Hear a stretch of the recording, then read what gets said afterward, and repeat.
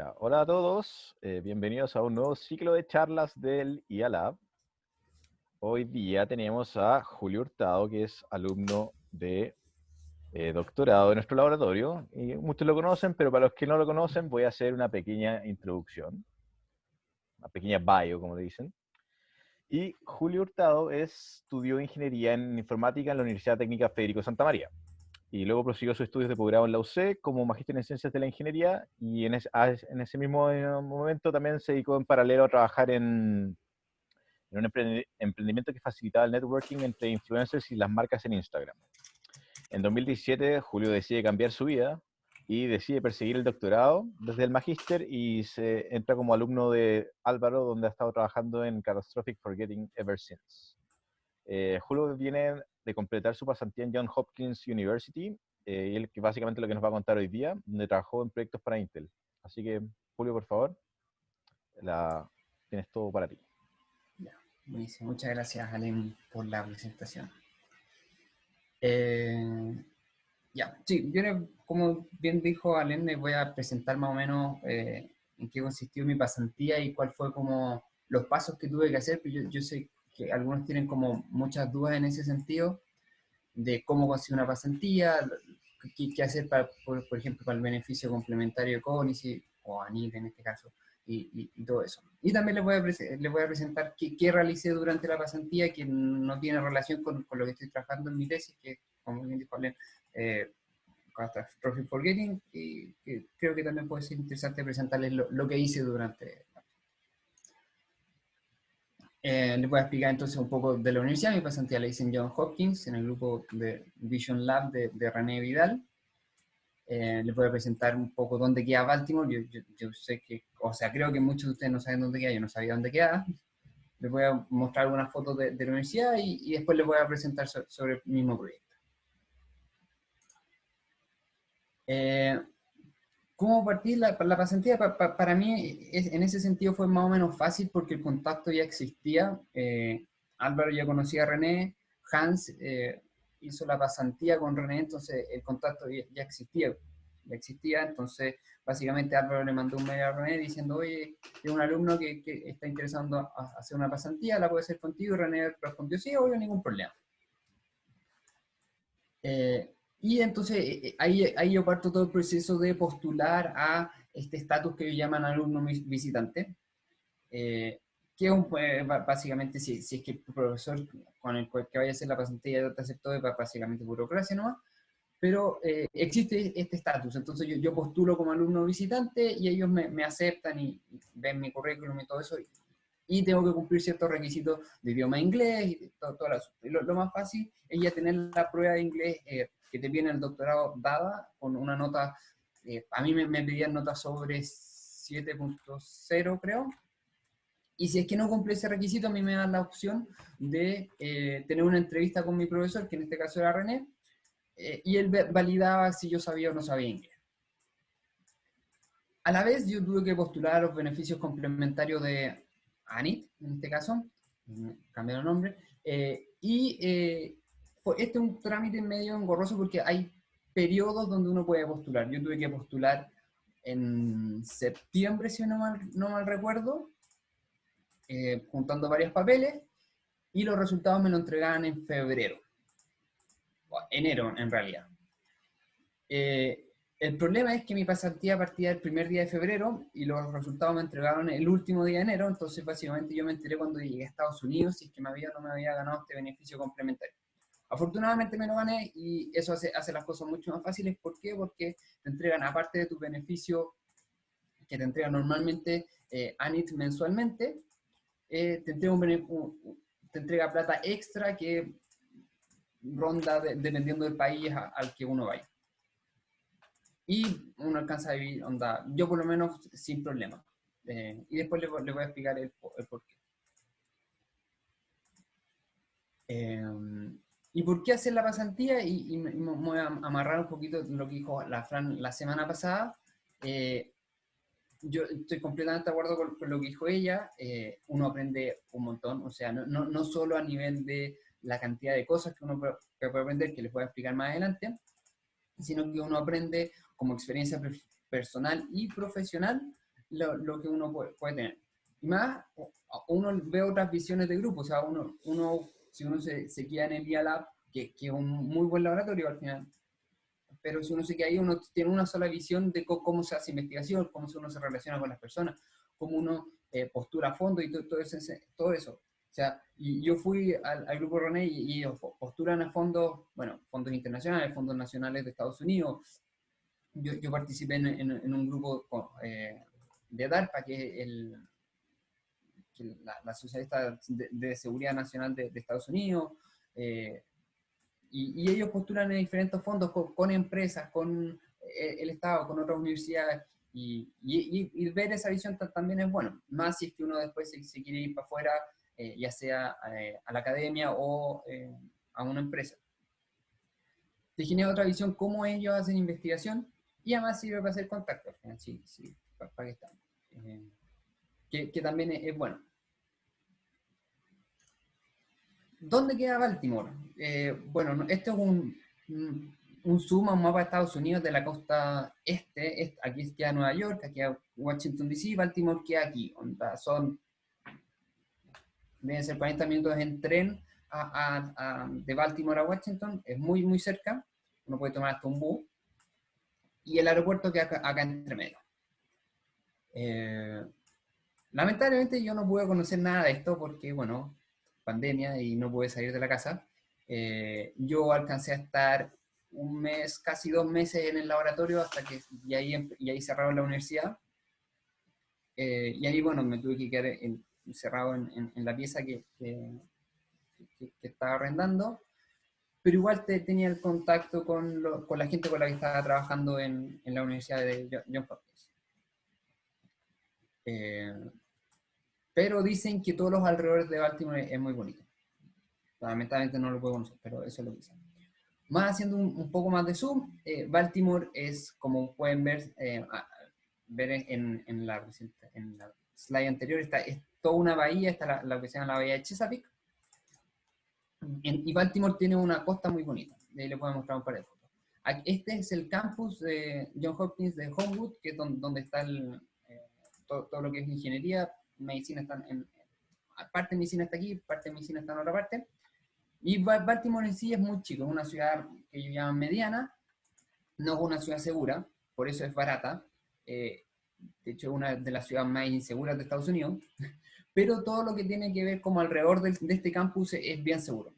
Yo tomaba buses, yo tomé buses desde acá hasta el centro de Baltimore, hasta la bahía de Baltimore, aquí era un bus directo sin problema y nunca tuve complicaciones. Pero es interesante porque cuando uno habla con las personas de Johns Hopkins, con todas las personas que hablé, siempre me preguntan, ay, ¿te ha tocado ver balazos? Y yo decía, chuta, onda, sí es insegura esta ciudad, pero si es que uno se queda onda, a los alrededores de zonas más conocidas, como alrededor del campus, onda, este centro de Baltimore, que es donde está toda la bahía, yo no tuve ningún problema, nunca. Yo vivía literalmente a 15 minutos caminando del laboratorio, onda, yo vivía acá, onda, Hans me preguntó dónde vivía, onda, esta es Sans Paul, y, y esto es al lado. Básicamente yo tenía donde comprar a menos de una cuadra, yo tenía lugares, farmacias, tenía todo, y todo esto está onda, como en un pseudo barrio universitario donde todos arriendan, ya sea departamento, pieza, etc. Yo arrendaba una pieza en una casa y la arrendé por Airbnb y el campus en sí es muy bonito. Esto es Baltimore, esta es la bahía de Baltimore, este es como la zona central, tiene buques históricos, buques museos muy, muy bonitos. Dato anecdótico, dicen tener el edificio pentagonal más alto del mundo. Es un edificio bien bajo, pero es el edificio pentagonal más alto del mundo. Y tienen un acuario muy bonito también. La universidad, esta es la universidad, estas fueron fotos que saqué en un día de los días de febrero que yo llegué, donde me tuvo un día bonito, no había lluvia, lo cual es raro, porque tiene un clima medio tropical. Y la universidad es un campus abierto, muy bonito, tiene muchos árboles, muchas zonas verdes, ese es el edificio donde está el laboratorio en el que trabajaba, tercer piso. Y dicen, yo pude ver solamente un partido y lamentablemente perdieron, pero dicen que son de los buenos equipos de lacrosse a nivel universitario de Estados Unidos.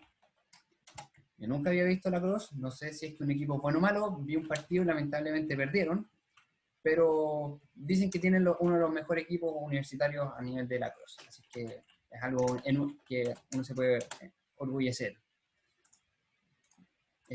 Bueno, partiendo del tema más académico, como les mencioné, yo visité el laboratorio de René Vidal, Vision Lab, que ellos llaman, y también fui parte de lo que ellos llaman el grupo MINDS, que es como el Mathematical and Statistics Institute for Data Science. René tiene alumnos de doctorado y tiene pocos alumnos de magíster, creo que conocía 2. Y estos son sus alumnos de doctorado cuando yo entré. Efi, Carolina, ella es chilena y creo que trabajó con Álvaro en algunos proyectos cuando estuvo acá. Flori, que salió del doctorado cuando yo llegué, ella salió como ella defendió en marzo, creo. Efi se fue a hacer una pasantía a Google cuando partió todo esto de la pandemia. Ámbar fue con el que más trabajé, todo el proyecto lo trabajé con Ámbar, y Edithia veía más cosas más teóricas. Lo bueno es que este grupo son todos son capísimos todos, y siempre me hicieron sentir muy bienvenido. O sea, hasta el día de hoy yo sigo hablando con Ámbar y con Carolina, sí, sin problema. O sea, muy buenas personas, y René, para qué hablar, o sea, René, un muy buen advisor, y sabe mucho, o sea, sabe mucho de muchos temas. Lo interesante es que este grupo trabajaba mucho con videos, ¿no? Tanto Efi como Carolina trabajaban con videos, ya sea reconocimiento de acciones o enfocado a medicina.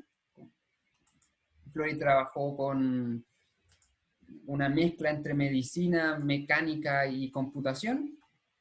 Ámbar es un poco más teórico, pero también tiene proyectos con video y ataques adversarios. Y bueno, Aditya, como les comenté, es más teórico. Ahora pasemos un poco más, bueno, no el tiempo, a los temas relacionados al mismo proyecto en el que trabajé, que era Robots Geometric Deep Learning. ¿Y de qué se trata esto?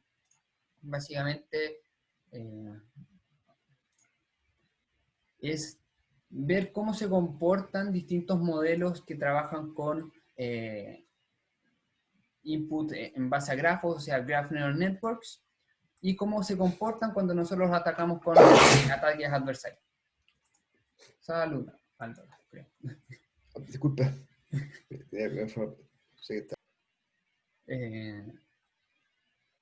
Tocó un reconocedor de estornudo, eso sí. Sí.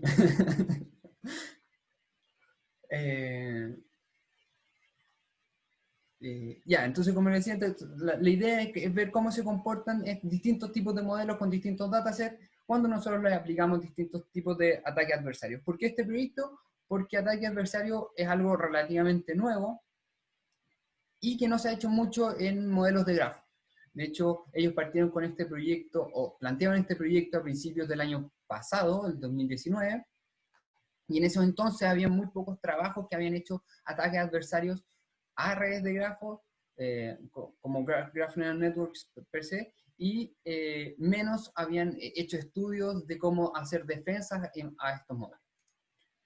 Entonces, cuando yo llegué, yo tenía una idea quería trabajar como en mi tesis, pero René me presentó 3 proyectos en los que podía trabajar. Uno era reconocimiento de acciones en video, otro era trabajar con redes adversarias con grafo, y el otro era un trabajo más teórico que después, conversando con René me dijo, mejor no te metamos en ese, porque tendría que ponerte al día en muchas cosas que son muy básicas, porque era demasiado teórico. Entonces me metí en este proyecto, y lo bueno es que es un proyecto que estaba recién partiendo, o sea, no tenían un desarrollo ya hecho, tenían más o menos una idea para dónde querían ir, eran los primeros cuando yo me metí eran los primeros 3, 4 meses que llevaba el proyecto, entonces tenían más o menos una idea hacia dónde querían llegar, pero no cómo llegar a eso. Entonces me permitía partir desde cero en este proyecto, y me permitía aprender cosas que creo que nadie en el grupo ha trabajado directamente con esto, lo cual también encontraba interesante.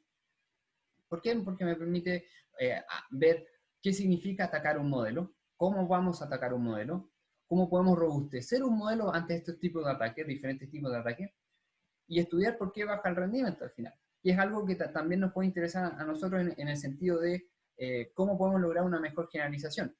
¿Por qué? Porque si nosotros llegamos a atacar un modelo, ¿por qué podemos atacar un modelo cambiando el input? Y eso perjudica tanto, como le puedo mostrar, perjudica tanto el rendimiento de ese mismo modelo.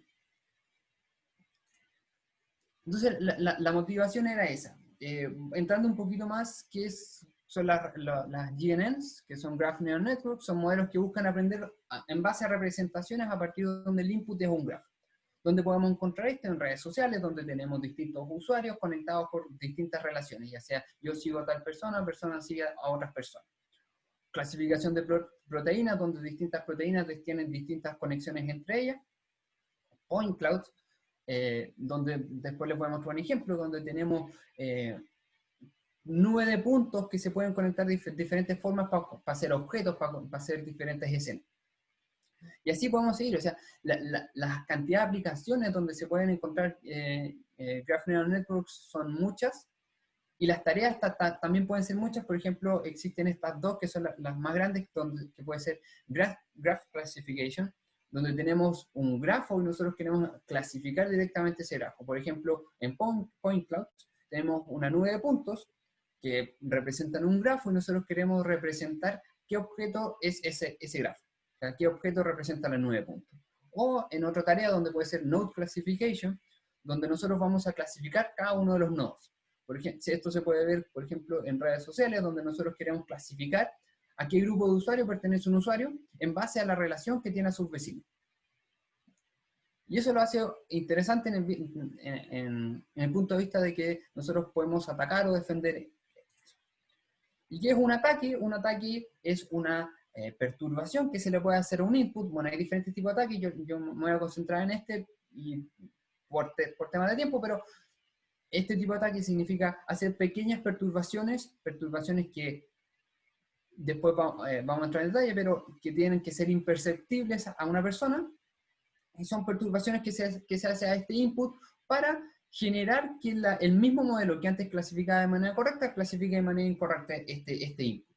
Entonces, por ejemplo, tenemos una imagen donde tenemos un panda, el modelo dice, oye, tenemos un panda con 58% de confianza, nosotros agregamos un ruido, y nosotros podemos ver que es imperceptible. O sea, al ojo humano esta imagen y esta imagen son iguales. Nosotros vemos el mismo panda.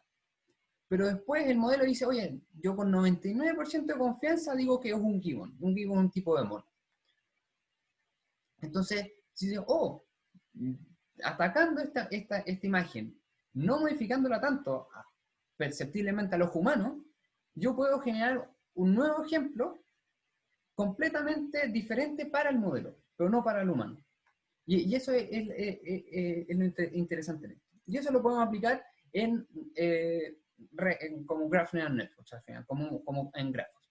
Entonces las preguntas que quedan abiertas es cómo se comportan estos ataques, porque en imágenes, algo que se me olvidó mencionar, en imágenes esto se ha hecho y se ha estudiado mucho, pero en grafos no tanto. Entonces, ¿cómo se comportan los ataques que tradicionalmente se hacen en imágenes en grafos?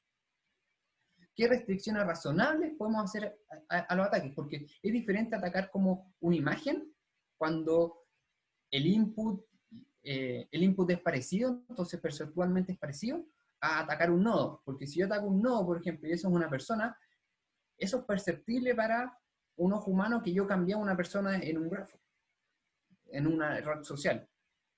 Entonces, y ahí entra, y esto se sigue discutiendo hasta el día de hoy, o sea, ¿qué es perceptible o imperceptible para un ataque? Otra pregunta que queda es, ¿la robustez tiene relación con la arquitectura? Nosotros, al hacer robustez en grafos, en general, modelos se aplican en grafos, nosotros vamos a analizar distintos tipos de arquitectura y podemos ver si es que la arquitectura depende, la robustez depende de la arquitectura. Existen inputs que sean más propensos a ser atacados, o podemos modificar la arquitectura del modelo para hacerla más robusta, o cómo podemos robustecer esta arquitectura, cómo podemos proponer buenas defensas para los distintos tipos de modelos. Queremos defensas genéricas, queremos defensas específicas para los modelos. Y en eso nació este proyecto que es en conjunto con Intel, con la empresa, y nosotros nos organizamos de la siguiente forma. Nosotros teníamos reuniones semanales, toda la semana nos juntábamos René, Ámbar, y yo de parte de John Hopkins, creo que 3 o 4 personas de Intel. Y conversábamos sobre los avances, sobre los objetivos y todo eso. Entonces, normalmente siempre era, y de hecho esta presentación fue una de las últimas presentaciones que hice en ese grupo, donde mostrábamos los avances y qué eran los próximos pasos que podíamos dar. Vamos entrando un poquito más en detalle. Algo que se me olvidó mencionar, si es que alguien tiene alguna pregunta, no dude en desmutearse y preguntarme, yo no tengo ningún problema. Si no, podemos dejar las preguntas para el final, tampoco tengo problemas en quedarme después, pero bueno, sigamos. Entonces, ¿cómo planteamos el problema? ¿Cuál es la definición? Nosotros tenemos un grafo que tiene nodos, que tiene aristas. Otra cosa que se me olvidó presentar, como esta presentación la hice al grupo de Intel, hay muchas cosas que pueden estar en inglés, de hecho en algún momento se van a dar cuenta cuando hay el cambio, porque va a pasar a ser todo en inglés, pero son detalles. Entonces ya, tenemos un grafo donde tiene nodos, tiene aristas, y nosotros tenemos representaciones para cada uno de los nodos. Pueden haber representaciones en los edges, en las aristas, pero nosotros no vamos a trabajar con eso por ahora, nos vamos a enfocar solamente en el tema de los nodos. Y una representación general, como nosotros vamos a trabajar con distintos datasets, y cada dataset tiene su propio modelo particular, nosotros vamos a generar una representación general de los modelos que se puede ver aquí. Nosotros, que se explica así, nosotros combinamos de alguna forma cada nodo con sus vecinos. Esta combinación puede ser una multilayer perceptron o algún otro tipo de función, y dada esa combinación, nosotros generamos un mensaje. Y esto es lo que se llama message passing en este tipo de cosas. Sorry, Julio. Dime. ¿La X mayúscula es el conjunto de representaciones X asociado a los B? Y mayúscula. ¿Cuál es la I mayúscula? X. Sí. X. Claro, sí, es la representación de los nodos. Ya, ok, perdón. Sí, está bien. Claro, y la representación de los nodos tiene de dimensión n, donde n es la cantidad de nodos y d por la cantidad de dimensiones de cada uno de los nodos. Entonces nosotros podemos combinar de alguna forma esta combinación de cada uno de los X, que es nuestro nodo, con la representación de todos sus vecinos. La forma de generar los vecinos también va a cambiar de modelo en modelo.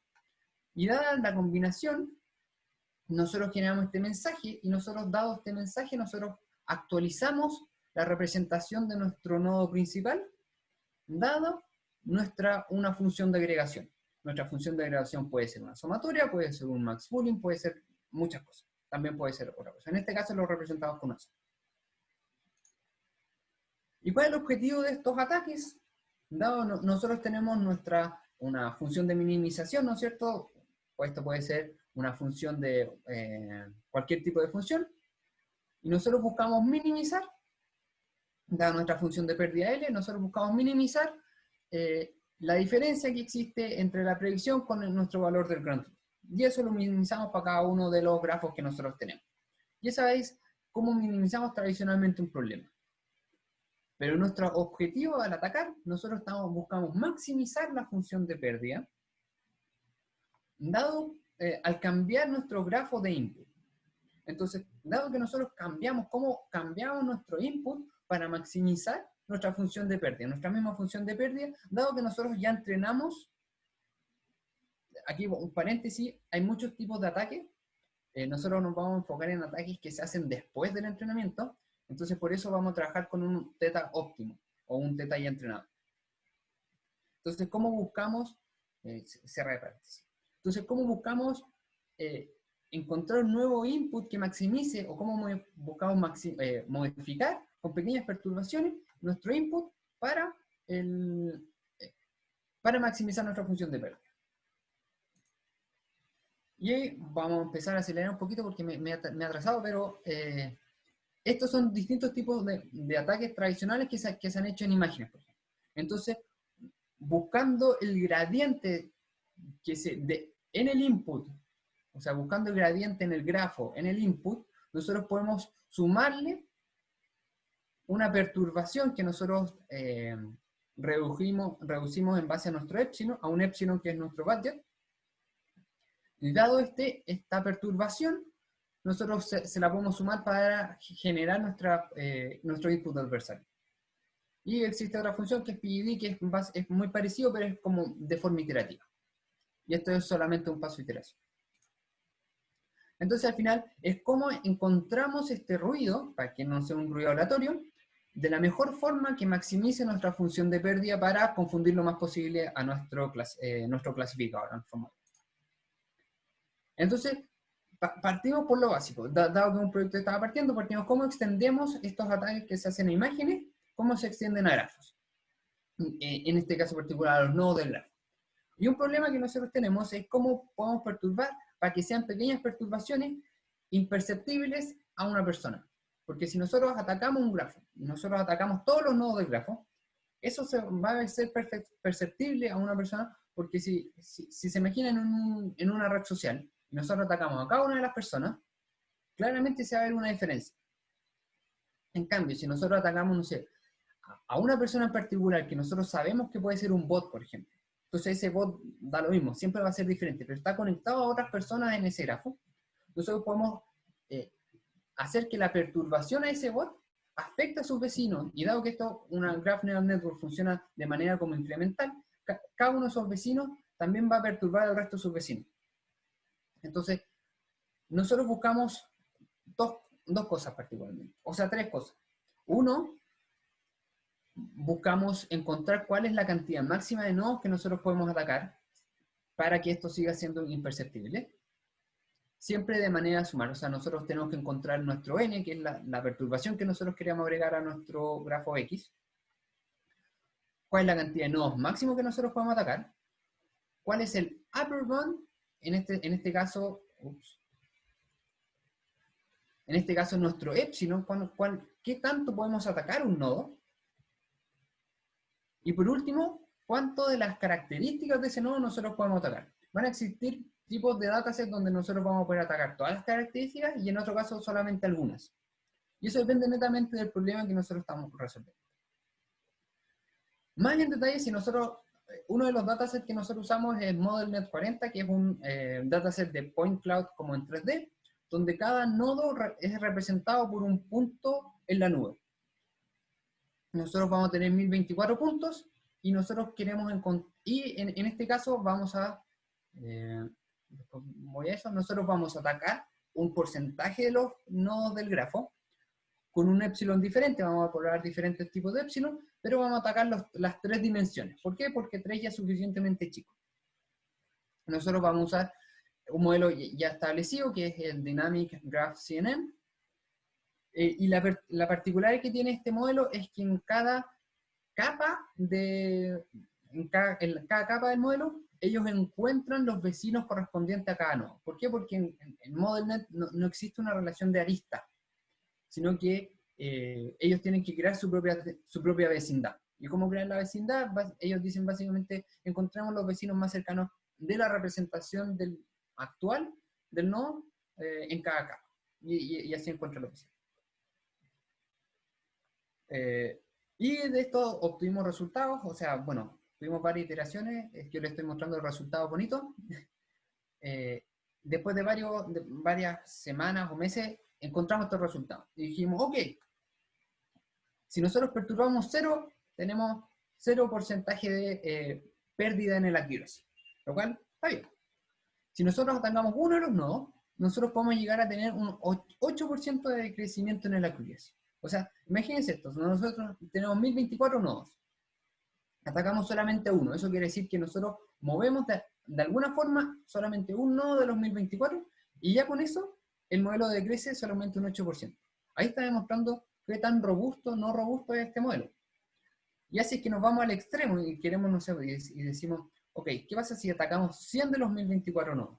Tenemos un 78% de crecimiento en accuracy. Y ahí se ve qué tanto podemos atacar nosotros un modelo y este va a ser más o menos robusto. La pregunta ahora es, ¿estos ataques que nosotros estamos haciendo son imperceptibles? Entonces nosotros decimos, ok, ¿cuál es la distancia? Y la distancia la calculamos simplemente con la norma L2 de los ataques. La norma L2 del N que nosotros estábamos encontrando, ¿no es cierto?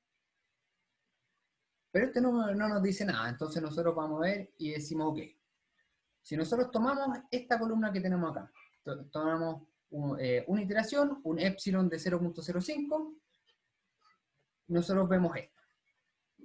Si nosotros atacamos 0, esta es la imagen que nosotros obtenemos. Si nosotros atacamos 5 nodos de este grafo, esta es la imagen que nosotros obtenemos.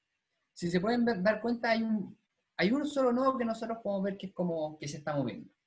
Si atacamos 5 ya podemos empezar a ver más, pero seguimos viendo la misma ventana. Esta es una ventana para estos efectos. Nosotros podemos ver la ventana, o sea, claramente podemos identificar la ventana como seres, como personas. Ya si atacamos 100 nodos, seguimos viendo la misma ventana. Si atacamos los 1024 nodos, seguimos viendo ventana, pero claramente hay un problema aquí. No es una ventana común y corriente, es una ventana que claramente podemos identificar como atacada. Entonces, nosotros dijimos, ok, si atacamos nodos, si atacamos los 1024 nodos, tenemos un decrecimiento de 13%. Pero, ¿qué pasa si nosotros atacamos solamente 25 nodos? Los atacamos más, o sea, nuestro epsilon va a ser mayor, pero atacamos menos nodos. Y ahí entra a jugar un poquito este juego de qué tan imperceptible, con qué tanto porcentaje de crecimiento nosotros queremos. Porque si es que atacamos 25 nodos, tenemos 69% de crecimiento en la precisión. Y vemos esto. O sea, claramente vemos que hay puntos que están muy lejos de la ventana, pero nuestra ventana sigue siendo una ventana. Y en eso no queda duda. Y entonces, y aquí hay una discusión como más como pseudo-filosófica de ¿qué es ser imperceptible? Y esto no es una discusión que podemos tener ahora, de hecho es una discusión que hemos tenido durante semanas en el proyecto, y sé que es una discusión que se ha tenido en varios otros proyectos de esta misma y algo que no está claro todavía, menos en grafos. En imágenes como que uno puede ver la imagen, pero en grafos como que, esto los podemos ver, pero hay grafos que no se pueden graficar. Como dije en su momento, nosotros queríamos ver en distintos tipos de modelos, distintos tipos de datasets. Y otro tipo de dataset que se ocupa mucho son los citation graphs. Citation graphs son básicamente grafos, un gran grafo donde cada nodo representa un artículo. Y la relación que tiene esto es este artículo citó a su vecindario. O sea, este citó a este y a este. Y cada nodo está representado por una representación de texto en base al abstract que ellos tienen. Entonces ellos tienen un diccionario de estas dimensiones. Nosotros tenemos 3 datasets, el Cora, Icir y el PubMed, y cada uno tiene un distinto valor de diccionario. La particularidad que tiene esto es que no es un Graph Classification Problem, sino que es un Node Classification. ¿Qué quiere decir esto? Que nosotros tenemos que clasificar cada uno de los nodos.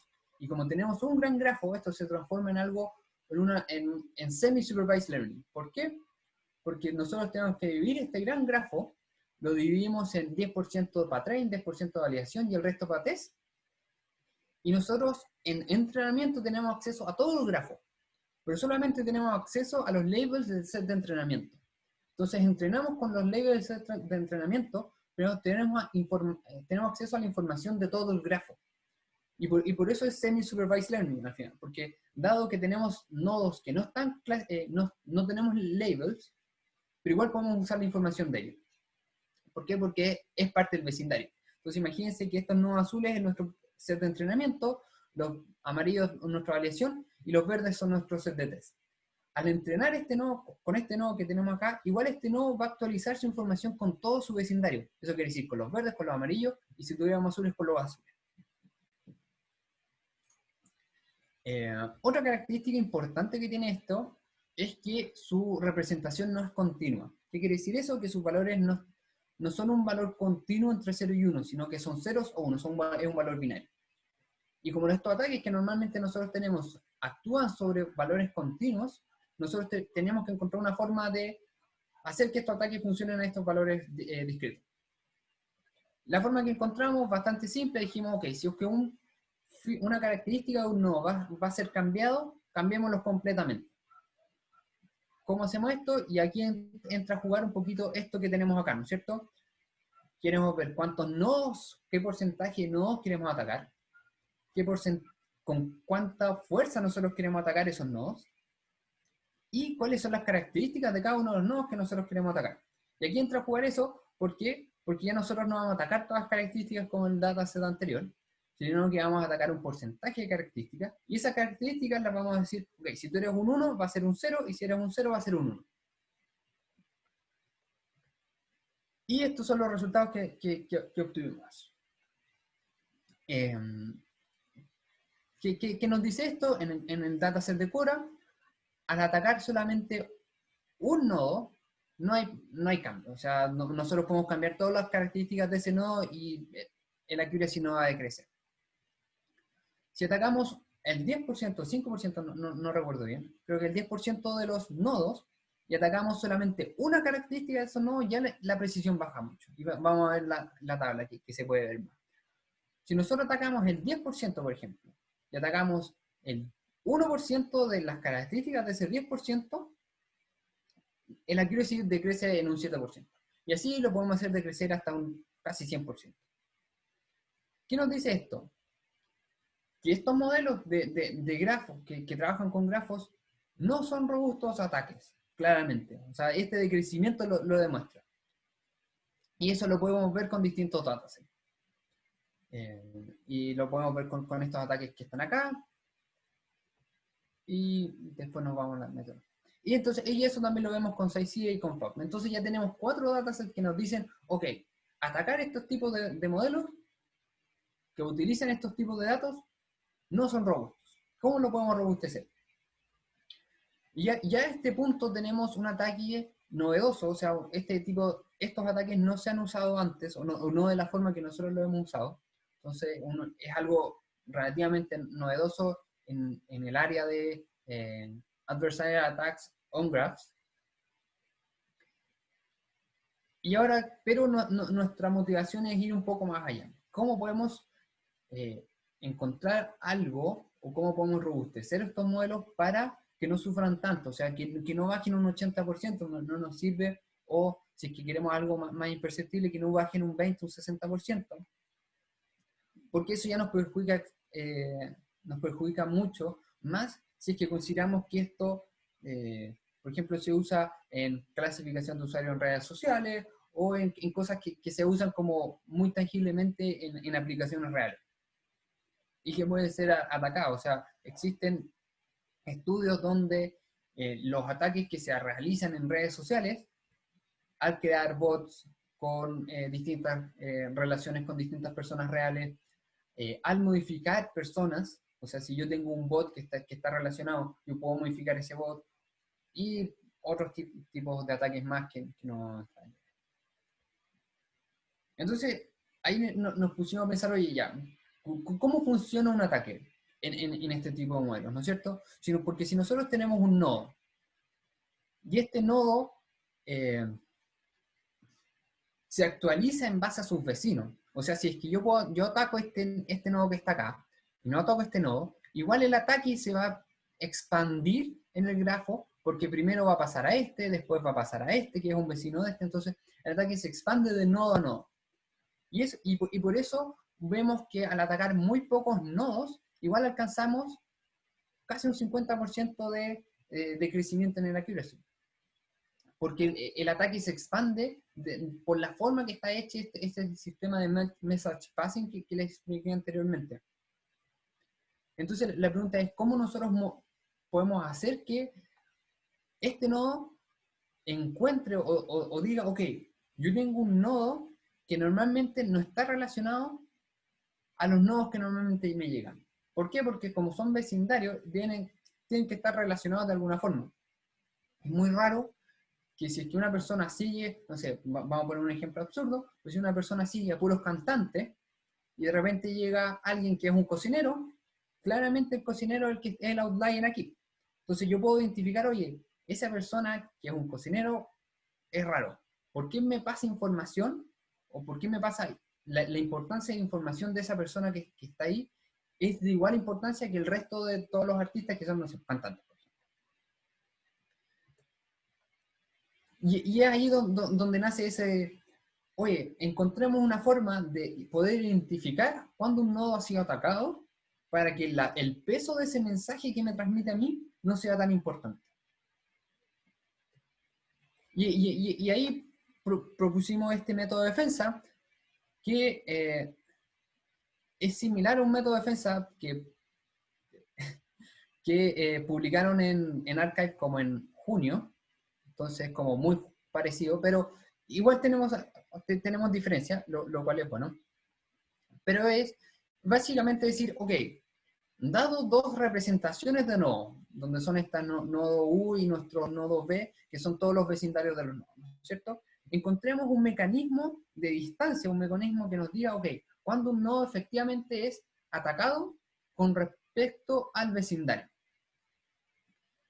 Y esto lo vamos a entrenar de una forma que se utiliza que se llama Adversarial Training, y donde Adversarial Training es básicamente decir, ok, yo tengo mi modelo entrenado, yo voy a generar ataques. Ok, genero ataques.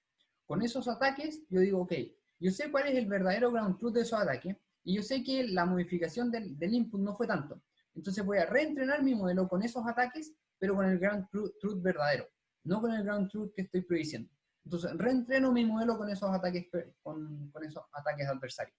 Por eso es adversarial training. Yo vuelvo a entrenar con mi modelo, con mis inputs atacados. Y así lo hago por un par de iteraciones. Y la idea de esto es parecido, solo que yo no reentreno todo el modelo, porque reentrenar todo el modelo puede ser muy costoso, entonces yo solo reentreno este mecanismo de defensa, que lo que me entrega son estos pesos W para cada uno de los mensajes de X, o de, en nuestro caso, no, un H, contra cada uno de los vecindarios. Entonces yo tengo un WV para cada uno de las K, que es nuestras capas, entonces yo tengo K capas, y encuentro estos pesos asociados. Entonces, si es que yo determino que uno de mis vecinos no es tan relevante o tiene algo raro, yo sé que puede estar atacado, entonces este peso va a ser más bajo que un vecino que yo sí le quiero hacer más caso. Y entonces ahí yo encuentro al tiro estos como, por decirlo de alguna forma, estos outliers en el vecindario, que me pueden perjudicar en un futuro y con eso perjudicar al resto de la red. Entonces, el pipeline, como les mencioné, es, dado que nosotros tenemos un modelo, durante este entrenamiento solamente entrenamos el método de defensa. Con los mismos ataques que nosotros vamos a ir generando. Entonces, y con eso tenemos los siguientes resultados para el dataset de Quora. Esto es el porcentaje, es la diferencia que existe. Es una métrica media rara que tenemos que cambiar, pero es la diferencia que existe entre el accuracy logrado al final, después de entrenar y generando un último ataque, cuál es ese decrecimiento de accuracy con respecto al decrecimiento de accuracy, o sea, con respecto al accuracy logrado antes de empezar a atacar. Entonces, si tenemos un valor positivo, yo, por ejemplo, partí con 90, y al final del entrenamiento con un último ataque, me queda, en vez de 90, me queda 88.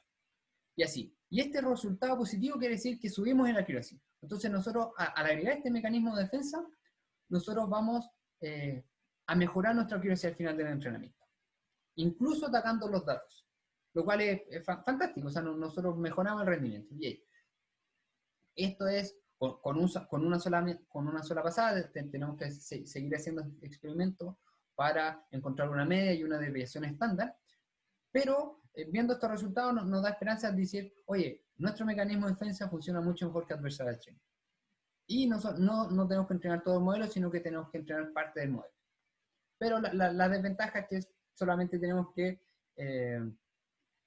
agregar este mecanismo de defensa. Y bueno, y los resultados con Sightseer y PubMed son muy parecidos en realidad. Y con eso dejo hasta aquí porque Alain ya me está presionando por el chat para que termine la presentación.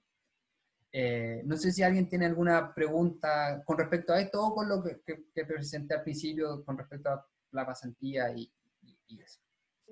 Una duda. ¿Qué tanto crees que es robusto a otras estrategias de ataque?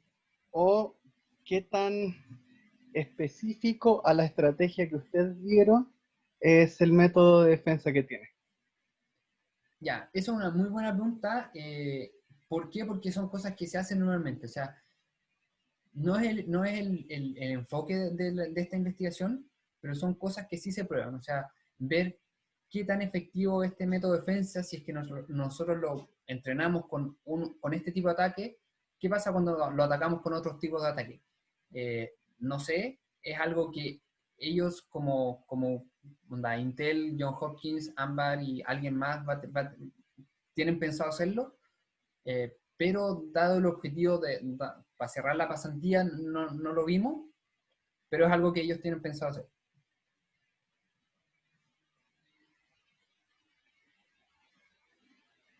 ¿Alguien más que tiene preguntas? Yo sí, aquí, Vicente.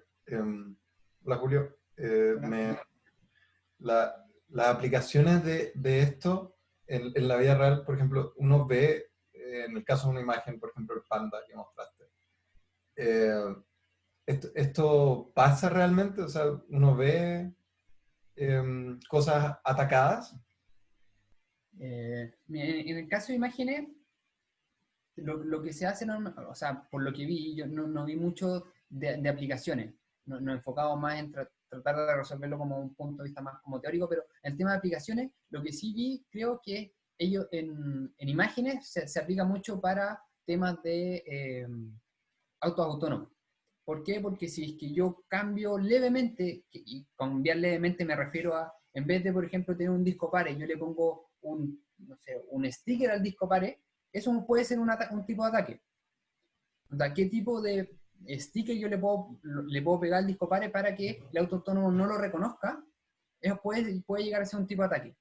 Y eso se estudia y se está analizando para que no afecte tanto, porque al final no reconocer un disco pare puede ser fatal en algunos casos.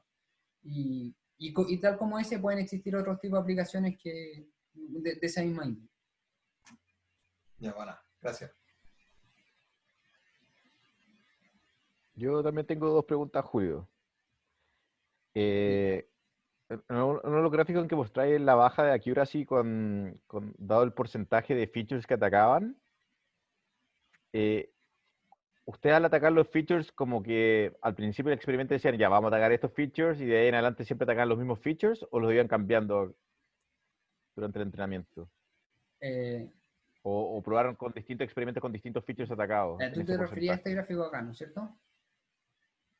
Sí, pero hay una tabla también en que tenía el ¿Esto? porcentaje, Ya. eso. Ya.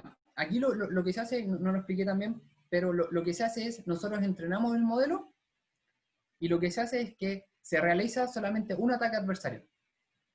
Entonces nosotros, cuando decimos atacamos el 10% de los nodos con el 2% de los features, se ataca solamente ese 10% con ese 2%. No es un proceso iterativo. Ok, pero este número que estamos viendo acá es el resultado de haberlo corrido con una vez, dado ese 2%, o lo corrieron varias veces con distintos Ya, te 2%. entiendo, te entiendo. Este es el resultado de correrlo una vez. Tengo resultados como en promedio, no los tengo acá, creo que no los tengo fácil, pero ahí sí atacamos diferente, o sea, eso depende no sé si depende tanto del seed, pero de hecho no creo que cambie tanto, porque al final el modelo es el mismo, los inputs son los mismos, y lo único que cambia es el gradiente, y al final el gradiente no debería cambiar tanto. ¿Ya? No, es que yo imaginaba que si justo elegís un feature que es medio crítico para hacer tu clasificación en ese 2%, voy a sacar que sea una conclusión que no Ya, corresponde. creo, Ok, creo que ahora entendí tu pregunta. Ya, sí. Lo que se hace es que se selecciona, de hecho, se busca seleccionar el feature más crítico. ¿Y cómo se hace eso? En base al valor del gradiente. Entonces, los valores con mayor gradiente en las características son los que se van a cambiar más. ya, ok, ok. Ah, ya. Sí, Ya. sí, me faltó explicar eso, sí, sí. Ya, y la otra pregunta es más práctica, o sea, más de curiosidad. ¿Por qué a Intel le interesaba este proyecto de grafos? ¿Alguna Eh, razón en particular? no lo tengo muy claro, pero toda la gente del grupo que estaba trabajando de Intel tenía relación, de hecho, algunos ni siquiera tenían mucha relación con grafos, como que estaban ahí, de hecho no aportaban mucho.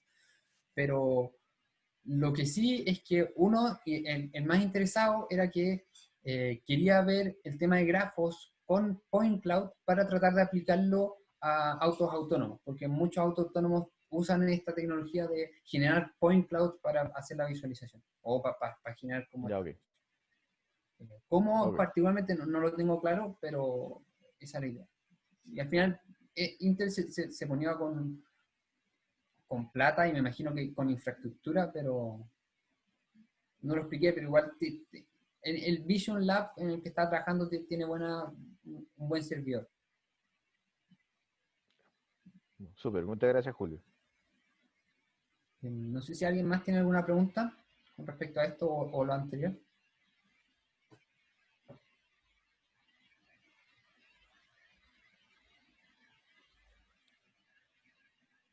Todavía quedan 4 minutos, así que pueden hacer las preguntas que quieran. ¿Aló? Julio. Oh, Ah, nada, dale nomás. ya. ¿Tú habéis trabajado antes con Grafo? Porque para mí es como un dominio súper nuevo, para redes al menos. Yo nunca había, o sea, lo único que había hecho con Grafo fue partir trabajando en un proyecto con alguien que se me olvidó el nombre, porque él estaba trabajando con un modelo para sistemas recomendables. Pero, pero trabajé medio mes, no fue mucho, y después de eso nunca más. Entonces, básicamente puedo decir que no. Y fue algo que me costó al principio, pero existe una librería que se llama PyTorch Geometrics, que es muy buena tanto para datasets como para modelos que ya están implementados. Entonces yo no tuve que implementar mucho los modelos, tuve que modificarlos, sí, pero como estaba todo en PyTorch, era un idioma como que ya hablaba entre comillas. Entonces no fue tan difícil. Vale. Hola Julio. Eh, Oye, dijiste que no era un tema que hay mucho que hablar, pero me llamó mucho la atención lo de que sean percibibles los ataques. Como, por ejemplo, los ataques del Panda comparado con el de la ventana. A mí me pareció que la ventana era mucho más visible el ataque. Y me pensaría que es porque hay solo una dimensión, siendo blanco y negro, mientras que un RGB puede que sea más difícil reconocer los cambios. Y no sé si hay algo, también estaba hablando ahora de cómo la dimensión afectada es la más crítica por el gradiente. Eh, no sé si hay como alguna manera de, tal vez la más crítica es la más percibible, entonces tal vez un ataque, el mejor ataque no sería el de la mejor pendiente, sino que el que menos se reconozca, ¿no? Bien. Sí, o sea, cuando me refería a que, o sea, esto que sea imperceptible un ataque es complejo, o sea, no es fácil. Muchos de los trabajos básicamente calculan la distancia en base a una distancia que ellos plantean y dicen, mira, esto es imperceptible por tal razón, porque está bajo una métrica que nosotros planteamos. Pero es un tema que nosotros conversamos mucho y es un tema que probablemente ellos van a seguir conversando porque no es un tema fácil. Por lo mismo que tú dijiste, o sea, efectivamente yo puedo ver los ataques que se realizan en esta ventana. Entre paréntesis, esto es como una ventana en 3D, solamente que la vemos en 2D, pero es en 3D efectivamente, o sea, tiene 3 dimensiones. Pero, claro, yo puedo ver los ataques que se realizan en esta ventana, pero yo puedo identificar que es una ventana, igual que en la foto del panda. O sea, yo no puedo ver los ataques per se, Yo sé que existen, están, pero yo puedo determinar que eso es un panda porque sigue siendo un panda. Igual acá, yo puedo ver en la ventana, quizás puedo ver los ataques, pero yo puedo seguir viendo la ventana. Onda, incluso, ya cuando, por ejemplo, ataco con 100 nodos, ya no es tanto, o sea, claramente hay algún problema. Pero decir, oye, 25 nodos puede ser ruido. Y generar ruido en datos reales, pensar que hay ruido en datos reales es lógico. Quizás estos datos que son perfectos, como una ventana muy cuadrada, no tanto, pero sí, o sea, analizar cuándo es imperceptible o no imperceptible es todo un tema, no es trivial y menos en grafo. No sé si contesté a la pregunta o el comentario. Sí, vale. Súper. ¿Alguien más tiene preguntas?